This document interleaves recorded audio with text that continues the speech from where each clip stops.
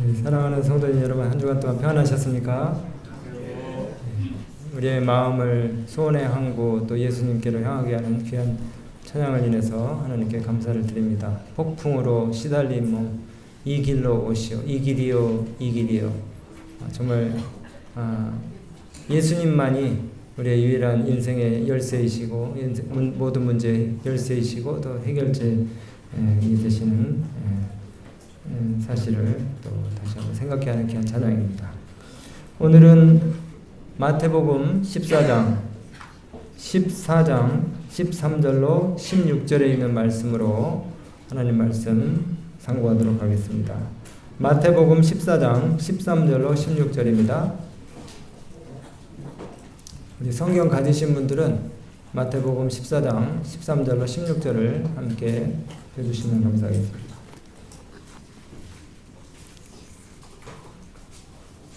예수께서 들으시고 배를 타고 떠나사 따로 빈 들에 가시니 무리가 듣고 여러 고을로부터 걸어서 쫓아간지라.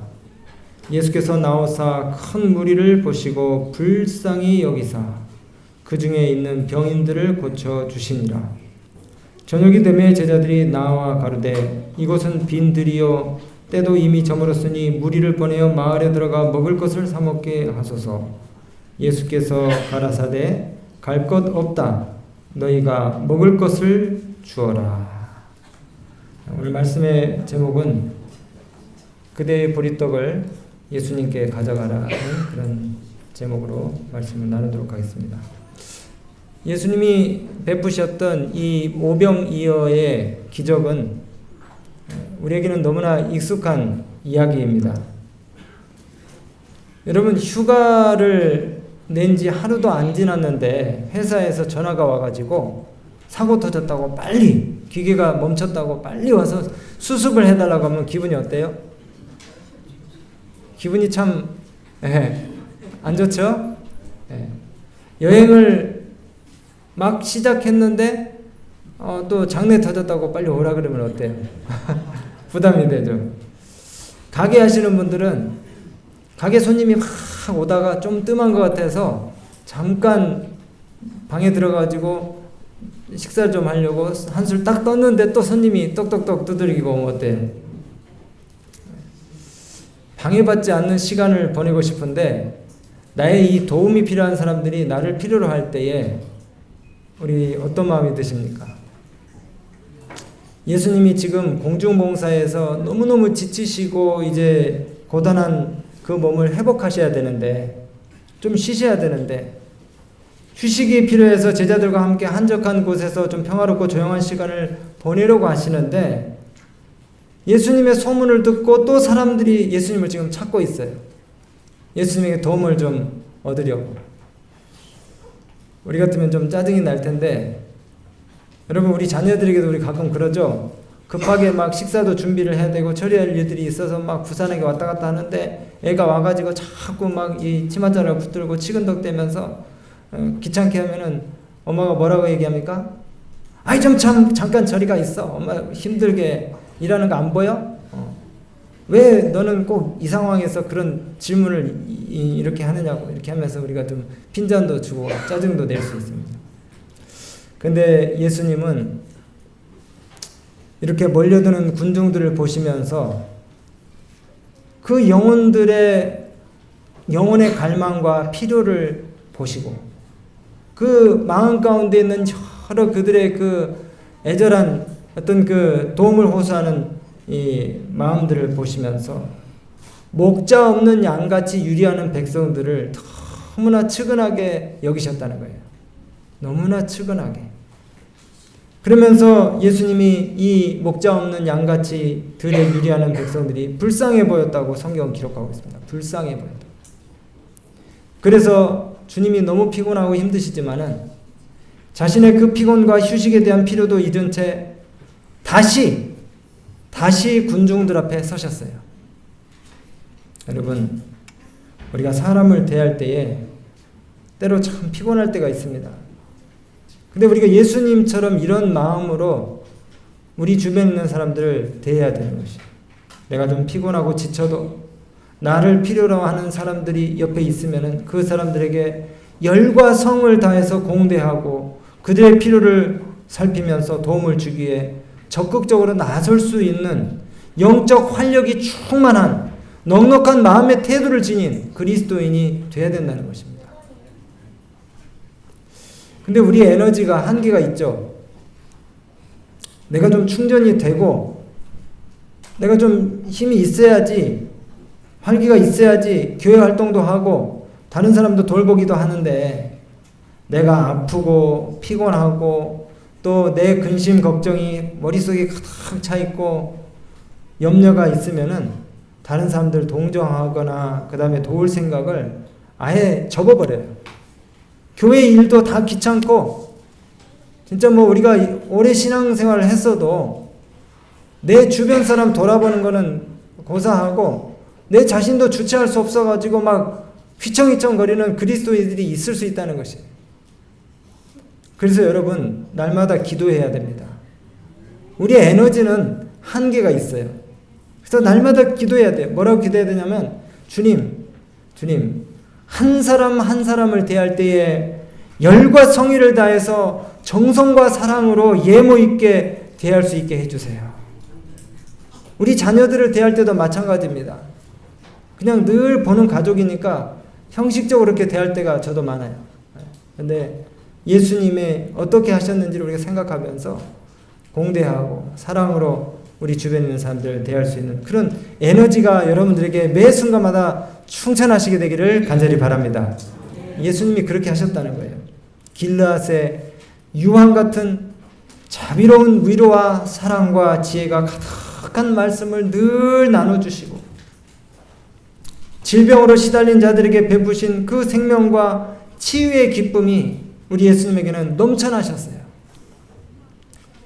이제 해가 서산에 기울 때까지 전혀 잡수시지도 쉬지도 못하시면서 종일 예수님이 사람들을 고치시고 또 대접해 주셨는데, 이 모습을 지켜보던 제자들이 예수님에게 주님 좀 쉬십시오. 주님 휴식이 필요합니다. 쉬셔야 됩니다. 근데 계속해서 몰려드는 이 군중들을 보면서 주님이 물러나실 수 없으셔요? 물러나실 수가 없으신 거예요. 그래서 이제 제자들이 땅거미가 지려고 하니까 더 이상 안 되겠다. 이대로 뒀다가는 이 사람들이 아주 그냥 예수님과 함께 밤을 새겠다 싶어서 이제 저녁 때도 됐고 했으니까 무리들을 돌려보내야 되겠다고 생각했어요. 아침부터 저녁까지 군중들도 아무것도 먹지 못했는데 이 군중들을 다 자기 동네로 좀 보내가지고 식사를 좀 해결하도록 그렇게 군중들을 이제 흩으려고 했어요. 근데 이 저녁 때쯤 됐을 때 주님이 제자들에게 뭐라고 말씀하셨냐면요, 너희가 먹을 것을 주어라. 너희가 먹을 것을 주어라. 그러면서 빌립에게 이렇게 물으셔요. 우리가 어디서 떡을 사서 이 많은 사람들을 좀 먹게 하랴. 빌립이 뭐라고 이야기합니까? 예수님의 이 말씀에 빌립이 인산인해를 이룬 큰 무리를 보면서 이렇게 대답해요. 주님, 도저히 불가능합니다. 200데나리온의 떡을 가지고도 조금씩 떼어줘도 이 많은 사람을 먹인다는 것은 불가능합니다. 가당치도 않습니다. 200데나리온이 얼마입니까? 2천만 원입니다. 2천만 원. 노동자 하루 품삯이 한 데나리온이. 그때 주님이 무리 중에 누가 음식을 가지고 있는지 물으셨어요. 잠시 후에 안드레가 보리떡 5개와 물고기 2마리를 가진 한 소녀를 불러왔습니다. 근데 그 아주 조그만 식사가 이 엄청난 무리들에게 무슨 도움이 되겠습니까? 그렇게 제자가 예수님께 말씀했을 때 주님이 그 식물을 가져오라고 분부하셨어요. 그리고 너희가 먹을 것을 나눠주라고 이렇게 다시 말씀하십니다. 아니, 제자들만 먹기에도 부족한 이 물고기 2마리와 보리떡 5개인데 이걸 어떻게 하라고요? 나눠주라는 것이에요. 그날 말씀을 듣기 위해서 모인 사람들은 이미 자기 집에서 멀리 떨어진 이곳까지 와 있었고 밤은 지금 이제 가까워옵니다. 대부분의 사람들은 양식을 살 만한 돈이 없는 가난한 사람들이었어요. 근데 여러분, 예수님이 40일 동안 광야에서 금식하시면서 배고픔을 경험해 보셨고 갈증을 경험해 보신 분이에요. 가난한 사람들의 심정을 갖다가 아시는 분입니다. 예수님이. 그래서 이 하루 종일 주님과 함께 있었던 사람들의 곤궁함을 아시는 우리 예수님이 그들을 굶긴 채로 그냥 집에 돌려보내실 분이 아니에요. 참 든든하죠? 우리 예수님. 그래서 우리 주님이 이 많은 무리들의 곤핍을 구제할 수 있는 방법을 찾아서 하늘 아버지께 기도하시고 하늘 아버지를 의뢰하셨습니다. 사랑하시는 우리 믿음의 가족 여러분, 우리가 어려움과 난관에 봉착했을 때에 하나님을 의뢰하는 연습을 하시게 되길 바랍니다. 우리가 곤경에 처할 때에 낙담하여 물러설 것이 아니라 위기를 당할 때마다 무한한 자원을 자유로이 쓰실 수 있는 분에게 도움을 구해야 합니다. 공경에 처한 바로 그때가 온전한 확신을 가지고 하나님을 의뢰할 때임을 기억하시게 되길 바랍니다. 주님께서는 당신의 법도를 지키기 위하여 당하는 시련 때문에 곤란에 빠진 각 영혼을 보호해 주실 것이다라고 약속하셨어요. 이제 주님이 50명씩 100명씩 사람들을 질서 있게 앉히게 하신 다음에 하늘을 우러러 축사하셨어요. 그리고 떼어서 그 떡을 나눠주도록 하셨습니다. 모든 무리들이 다 먹고 배불리 먹고 오히려 남은 떡 조각과 물고기가 몇 광주리요? 12광주리가 되었다고 성경은 기록하고 있어요. 여기 우리 주님이 베푸신 이적 가운데 우리 삶에 적용할 수 있는 몇 가지 교훈이 있는데요. 첫 번째는 우리 주님은 절대로 결코 자신의 만족을 위해서는 이적을 베푸신 일이 없으셨다는 것입니다. 사람들의 필요를 공급하시는 것, 다른 사람들의 필요를 공급하시는 것 외에는 결코 자신이 가진 이 능력을 갖다가 초능력을 사용하신 적이 없으셨다는 것이에요. 만일 우리에게 주님이 가신 능력을 우리에게 주신다면 여러분들은 어떻게 사용하시겠습니까? 배고플 때 가게에 가지고 나 혼자 먹을 음료수와 과자를 잔뜩 사가지고 혼자 드시겠습니까? 그 능력이 있어요. 만약에 있다면. 아니면은 자기가 가진 이 능력을 사람들에게 자랑하고 친한 사람들, 자기 친한 사람들만, 그리고 평소에 미운 사람들은 다 제껴놓고 친한 사람들만 불러다가 그 혜택을 주고 자기가 가진 능력을 자랑하겠습니까? 근데 예수님은 40일을 금식하고 지치고 허기진 자신의 필요를 위해서 능력을 사용하지 않으셨어요. 돌을, 그 광야의 무수한 돌을 말씀 한마디로 떡이 되게 하실 수 있는 분이 그렇게 하지 않으셨다는 거예요. 근데 여기 5,000명, 남자만 5,000명의 무리를 위해서는 주님이 그 능력을 행사하셨습니다.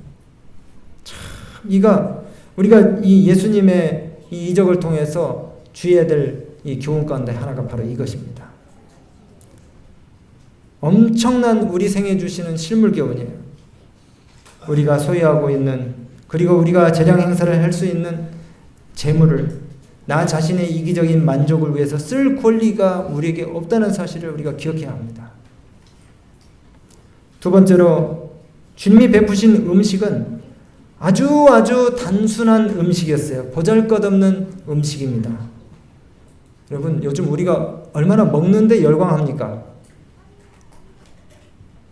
유튜브 먹방, 한 끼 배를 위해서, 한 끼 식사를 위해서 너무 많은 궁리를 하고 너무 많은 계획을 하고 너무 많은 지출을 해요. 내일 아침에 똥으로 다 나갈 건데 그거를 위해서 너무 많은 에너지를 쏟고 있어요. 너무 복잡하게 먹어요. 여러분, 생선과 보리떡은요, 갈릴리 어부들이 일상적으로 먹는 식사였습니다. 능력 많으신 우리 주님이 이 5,000명을 상대로 진수성찬을 차리실 수도 있으셨어요. 방금 말씀드린 것처럼 아주 중요한 교훈을 주시기 위해서, 단지 식욕을 만족시키기 위해서 차린 그 식물은 그들에게 영원한 유익을 주지 못할 것을 아신 주님이 본래 하나님께서 음식을 주신 목적에 맞게 그 음식을 아주 소박하고 단순하게 주신 것이에요. 근데 오늘날 사람들이 이 음식을 가지고 너무 악용을 하고 있어요.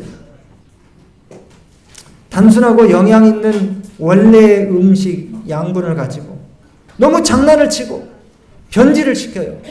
음식 본연의 맛을 양념으로 다 죽이고 가공해서 첨가하고 빼고, 그리고 그 음식을 대하는 자세와 철학도 엉망진창입니다.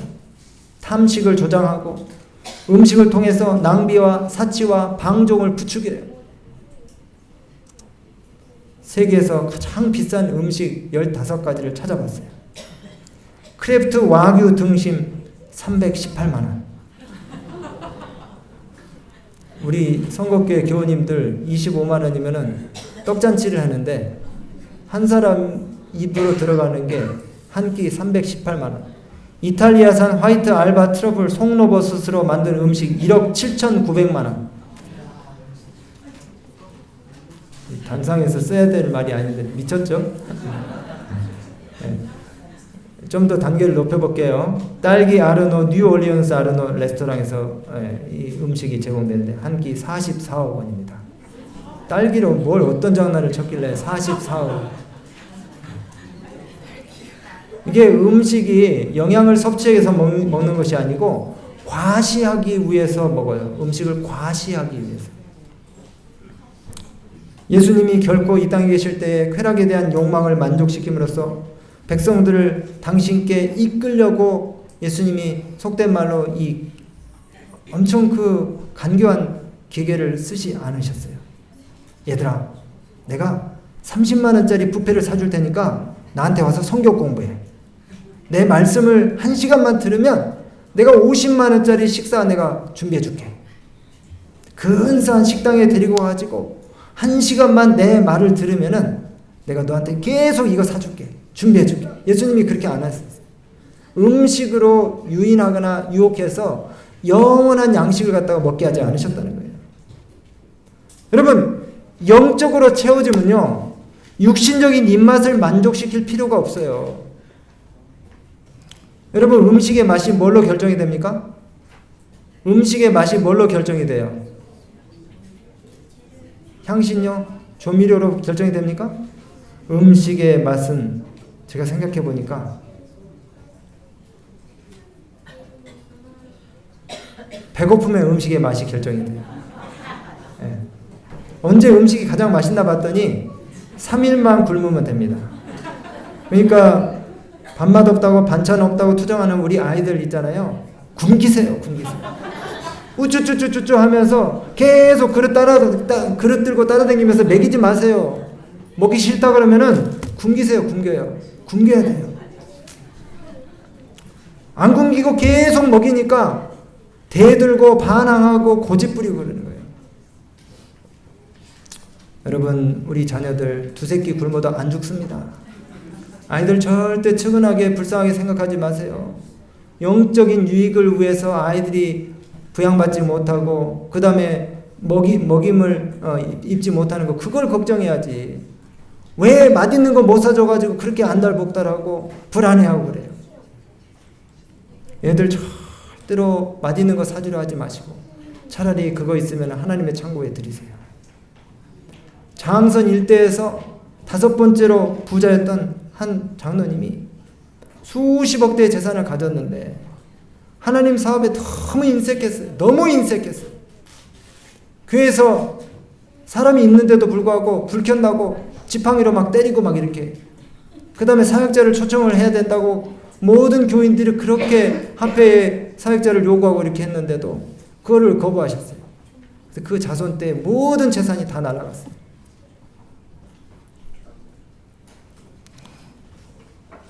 여러분, 우리가 솔직히 밥 한 끼 사 먹는데 얼마 듭니까? 밥 한 끼 사 먹는데 얼마 들어요?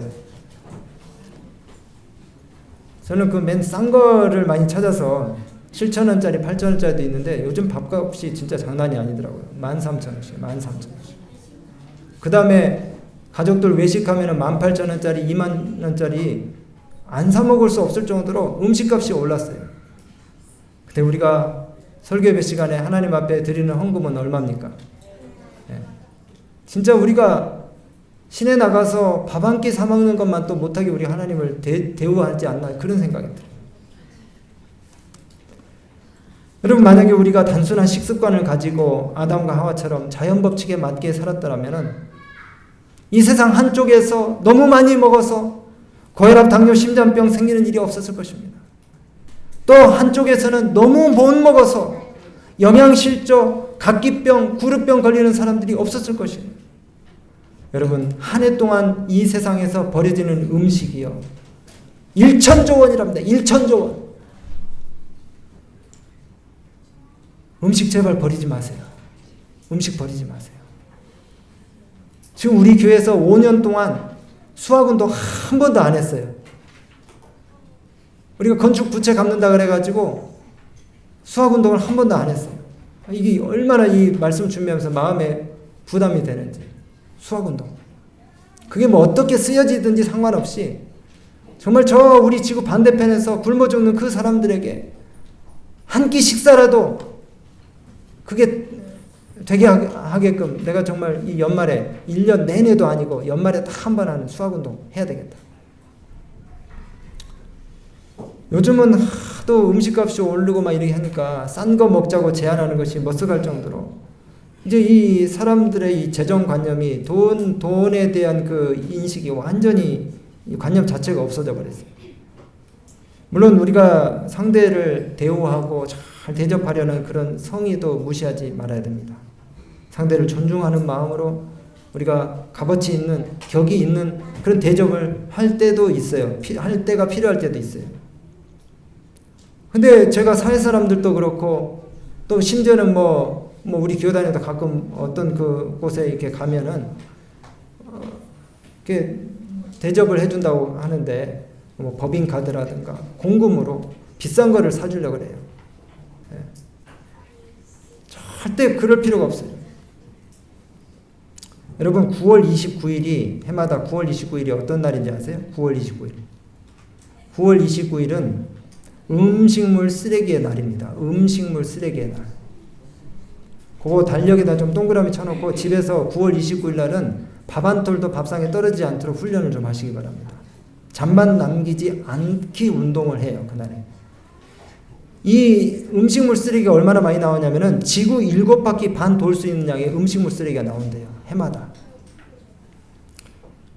그래서 그 전통적으로 음식물 쓰레기 대국인 덴마크 정부가 2020년 9월 29일을 음식물 쓰레기의 날로 정해가지고 이제 이것이 지금까지 계속되는데 여기는 뭐 여러 가지 이 부수적인 운동들이 있어요. 냉장고 파먹는 날, 그 다음에 잔반 요리해 먹는 일요일 타파스, 또 뭐 여름 휴가 가기 전에 식재료를 갖다가 주변 사람들에게 나눠주고 휴가 가기, 뭐 이런 캠페인들을 벌여요.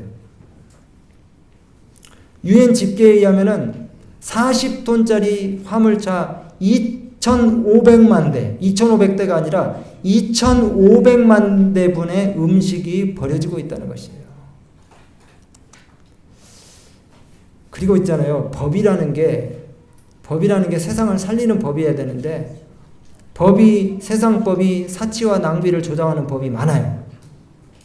여기 우리 삼육식품에서 근무하시는 분들 잘 아실 겁니다. 식품의 유통기한 있죠. 유통기한. 최적의 품질을 유지할 수 있는 기간이지 이것이 유통기한을 딱 지나면 음식이 쓰레기가 되는 그 기간이 아니에요. 안심하고 팔 수 있는 기한이지 유통기한이 지나도 표기된 유통기한이 지나도 3개월, 6개월 먹어도 아무 지장 없어요.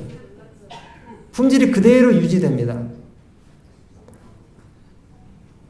그래서 요즘은 유통기한 밑에다가 또 소비기한이라고 표기를 하도록 그렇게 한대요. 요즘 유통기한이 지났다 그래가지고 버려지는 음식물이 너무 많아요. 참고적으로 우유 있잖아요. 우유. 우리 뭐 가족들도 가끔은 그래요. 막 우유 그 유통기한 써진 것에 막 한 5일, 10일 지나면 막 난리가 나요. 이거 먹으면 안 된다고. 멀쩡합니다. 멀쩡해요. 여러분 우유를 갖다가 냉장을 보관할 시에 유통기한이 지나고도 60일이 지나도 온전합니다. 버리지 말고 드세요. 버릴 거 있으면 저한테 다 갖고 오세요. 네, 저도 골다공증 좀 예방하기 위해서 우유 좀 먹어야 되겠습니다. 식빵도 유통기한이 3일인데 소비기한은 23일이래요. 여러분 두부도요 냉장고에 잘 넣어놓으면 유통기한이 14일인데 무려 104일까지 먹을 수 있대요. 104일까지. 버리지 마세요. 버리지 마세요. 그 두부 또 사지 마시고 그걸로 헌금하세요. 그러면 지구 반대편에 가난한 사람들 도울 수 있어요. 그 프라이팬 코팅 벗겨졌다 그래요. 프라이팬 수시로 바꾸지 마세요. 필리핀에 프라이팬 다 코팅 벗겨지고 그 다음에 막 그 숟가루 묻어나는 그 밥 먹고도 90세 100세 사는 노인들 제가 봤어요. 저보고 어떤 목사님은 운동해야 돼. 전도사님 운동해야 됩니다. 이 목사님 운동해야 됩니다. 그렇게 하시던 분이 60세에 돼서 돌아가셨어요.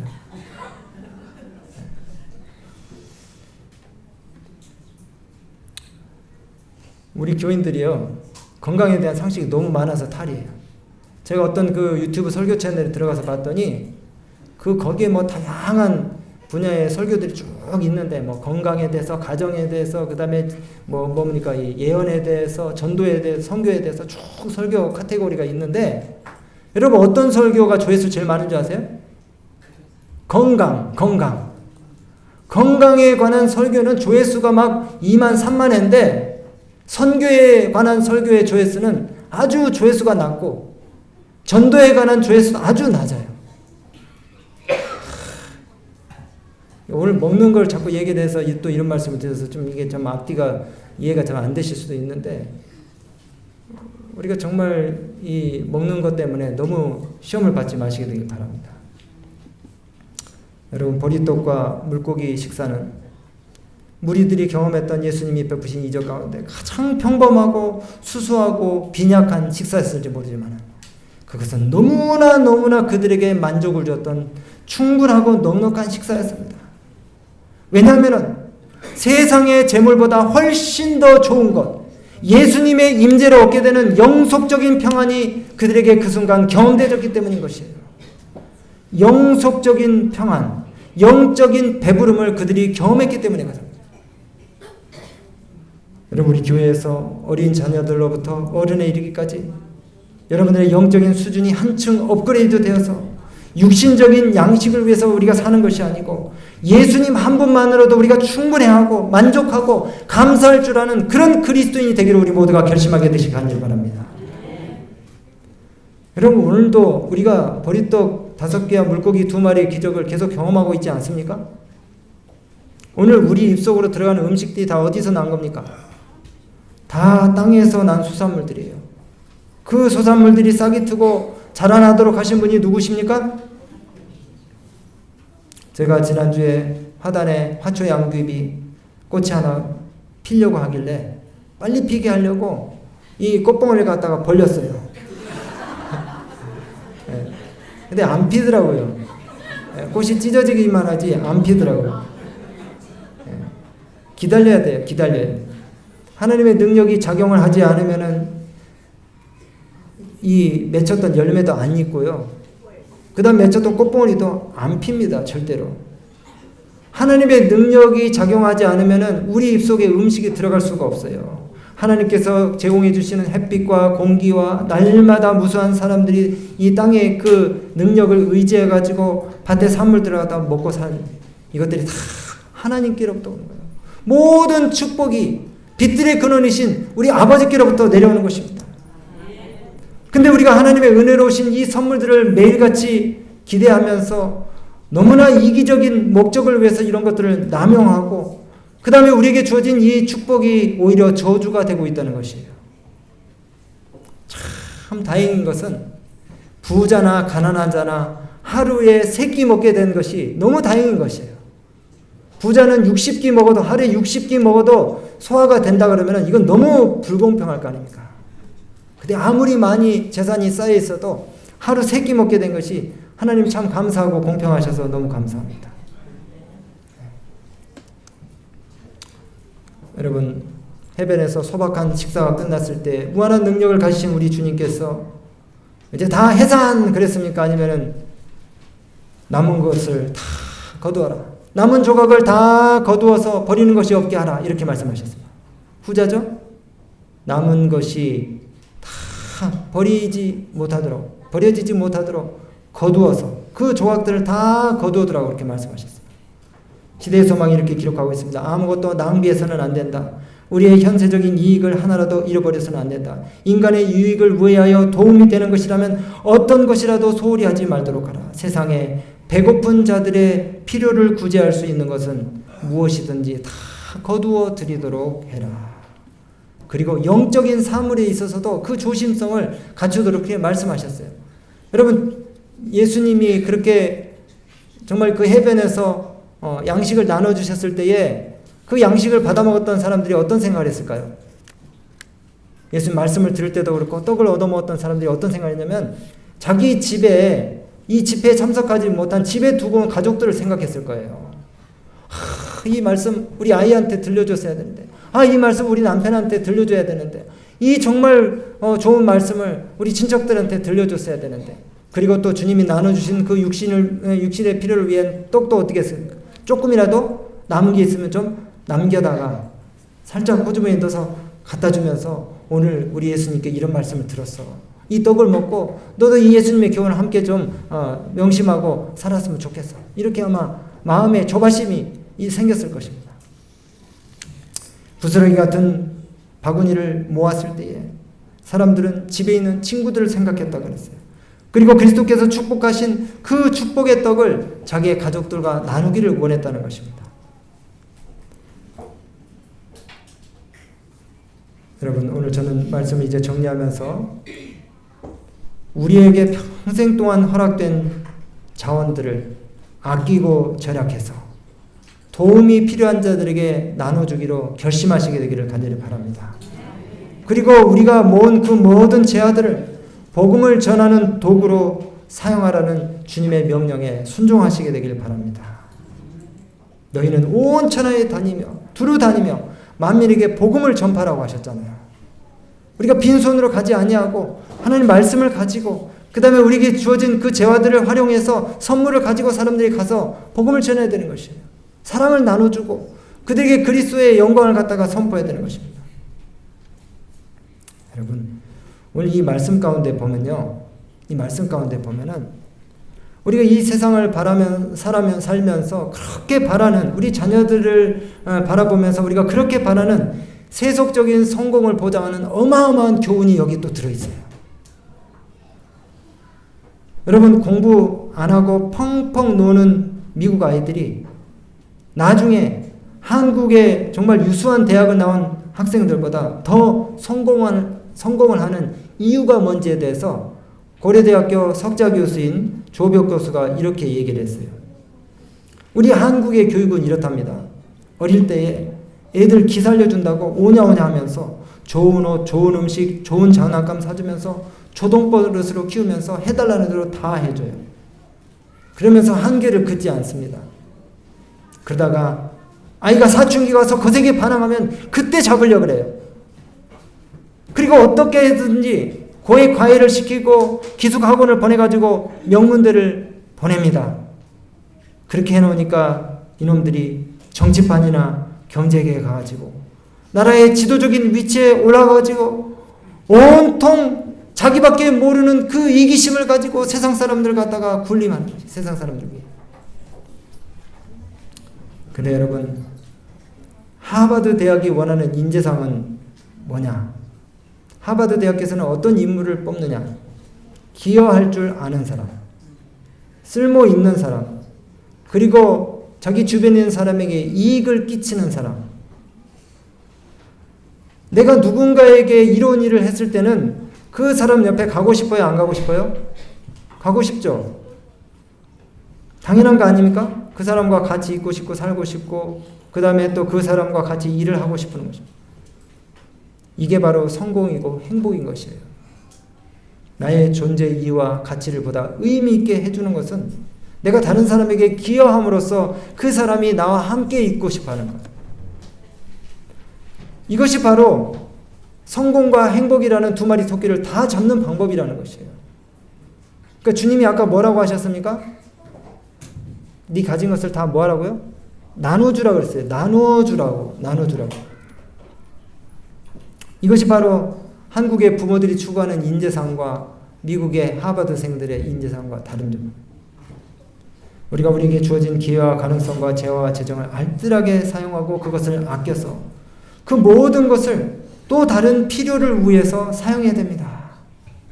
우리가 검소하게 절약하며 생활하는 것이 다 뚜렷한 목적이 있어야 돼요. 인색하라는 말이 아닙니다. 뚜렷한 목적이 있어야 돼요.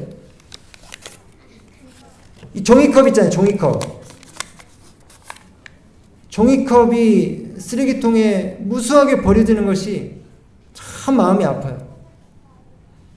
이거 만들기 위해서 얼마나 많은 사람들이 얼마나 많은 제조 과정을 거쳐가지고 돈이 투자가 돼가지고 이것이 만들어집니까? 근데 뭐 한 안식일에도 저 쓰레기통에 이 종이컵이 엄청나게 쌓여요. 우리 사랑하는 믿음의 가족 여러분, 여러분들이 하나님께 무언가를 드릴 때에 여러분의 호주머니나 손 위에 들려진 작은 것으로 인해서 낙심하지 말게 되시길 간절히 바랍니다.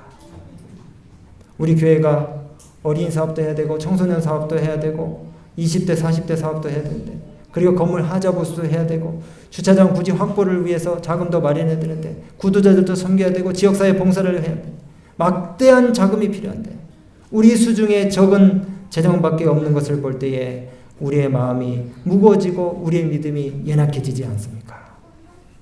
보리떡 5개와 물고기 2마리를 쳐다보던 안드레처럼 이 작은 도시락이 이 많은 필요에 무엇이 얼마나 도움이 되겠습니까? 하는 단식을 우리가 하게 될 수도 있어요.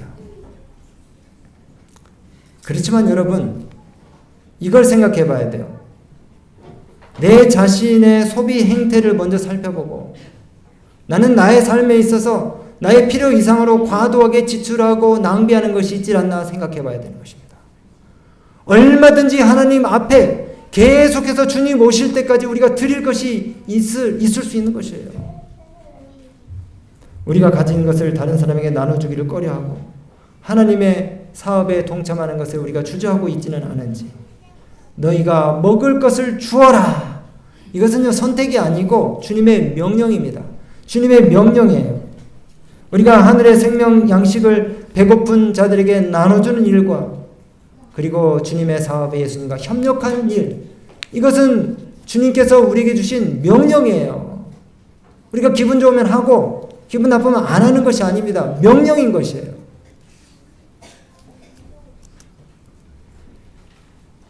여러분들의 보리떡을 예수님께 가져가시게 되기를 바랍니다.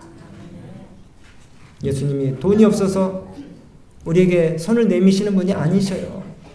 주님은 말씀으로도 이 교회의 필요를 채우실 만큼 일하실 준비가 충분히 돼 있으신 분입니다. 근데 우리가 인색하게 어떤 그 교회의 필요를 위해서 헌금을 독려하고 그 다음에 또 권장을 할 때에 우리 마음의 피로감을 가질 때가 있어요. 절대 그렇게 해서는 안 됩니다. 어떤 요구가 있다 할지라도 기쁜 마음으로 내가 내 마음에 허락되는 대로 정성껏 하나님께 드리면은 그것으로 하나님께서 더 큰 것을 채우셔서 주님의 사업을 이루실 것입니다. 우리가 가진 재정이 하나님의 사업을 하기에 충분하지 않은 것처럼 생각될지라도 우리가 전능하신 하나님의 능력을 믿고 믿음으로 전진하면 풍성한 원천이 우리 앞에 공개될 것이다. 그 사업이 만약 하나님께 속한 것이면 그 일을 성취시키기 위하여 하나님께서 친히 재정을 준비하실 것이다. 여러분, 하나님께서 우리 사정과 형편을 다 아십니다. 하나님께 우리가 조그만 것을 내놓고 생색을 내는지 아니면 정말 궁핍하고 공공한 지경에 내 모든 것을 기쁨으로 하나님께 바치는지 하나님이 다 아셔요. 주께서는 주라 그리하면 너에게 줄 것이라고 이렇게 말씀하십니다. 적게 심는 자는 적게 거두고 주님을 위해서 많이 심는 자는 많이 거두게 된다고 그렇게 말씀하셨어요. 그리고 하나님의 은혜가 거기에 넉넉하게 차고 넘치도록 부어지실 것이라고 이렇게 약속하신 것입니다.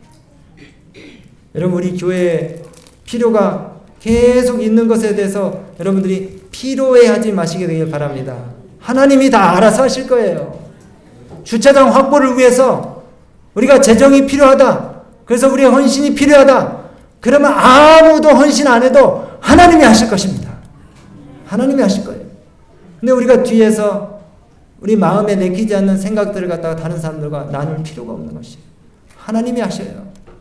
지금까지 하나님이 하셨잖아요. 여러분이 가지신 보리떡을 예수님께로 가져가시게 되길 바랍니다. 소박하고 단순한 생활 습관으로 부자 되시게 되길 바라요. 너무 비싼 거 애들한테 사주려고 하지 마세요. 그것이 복으로 돌아오는 것이 아니고 화가 될 수도 있어요. 아이들 충분히 배부릅니다. 보리떡 맛있게 드세요. 우리 오성실 집사님이 애써서 만드신 건데 건강빵입니다. 건강빵이. 하나님의 축복이 우리 모든 믿음의 가족들과 함께 하시기를 간절히 바라면서 말씀 마치겠습니다.